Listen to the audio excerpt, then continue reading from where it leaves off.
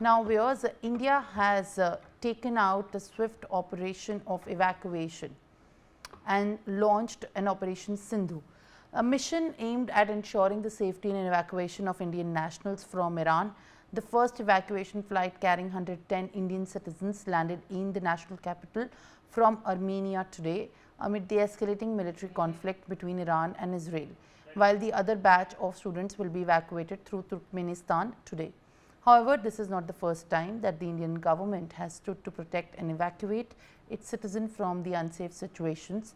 The 2020 Wuhan rescue operations, the rescue of students from Ukraine amid the war, and several of the operations stand as a proof of the Indian government's resolute to ensure the safety and the well-being of the Indian citizens abroad amid the conflicting regions. Let's take a close look at some of the biggest rescue operations that have been conducted in India in the last 20 years, or we can say a decade, where in fact the focus has been on safeguarding the Indian nationals at large before they get stranded into any of the regions. Now, let's take a look at the India's rescue operations. In the year 2006, the Operation Sukoon did take place during the Israel-Beirut conflict, which broke out.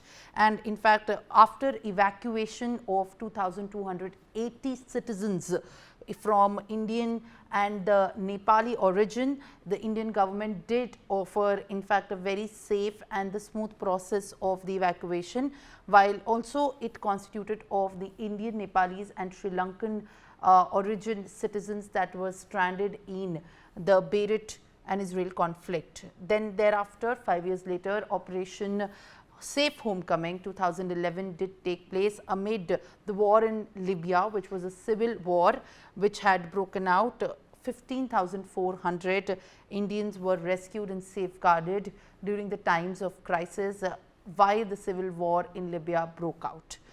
Operation Rahat, then 4 years later, after the Houthi rebels and in fact overthrew the government with the which was launched during the conflict between the Yemeni government and the Houthi rebels, which safeguarded the Indian citizens in the numbers of 5,600 and included the foreign nationals as well that were rescued in the operations and the processes that the Indian government had arranged to safeguard their safe return. Then Wuhan airlift. In the year 2020, this was of course the time when COVID had broken out and there was panic and chaos.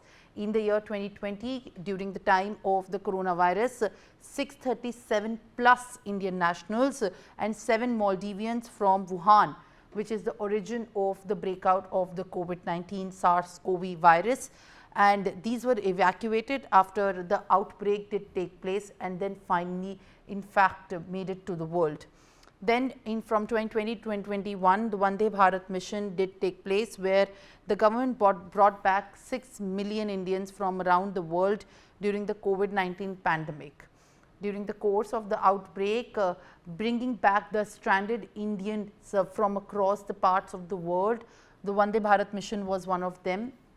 The Operation Devi Shakti 2021, 4 years ago, hundreds of Indians and Afghan partners evacuated from Afghanistan after Taliban's takeover of Kabul. This was a time when in fact Afghanistan was also looking at the possible crisis emerging after Taliban's takeover of the Kabul. Now, Operation Ganga did take place in the year 2022, where to bring back the Indian students from Ukraine following the Russia-Ukraine war that did break out and went on for over a year, while 18,000 students were rescued during that initial time of the stress call.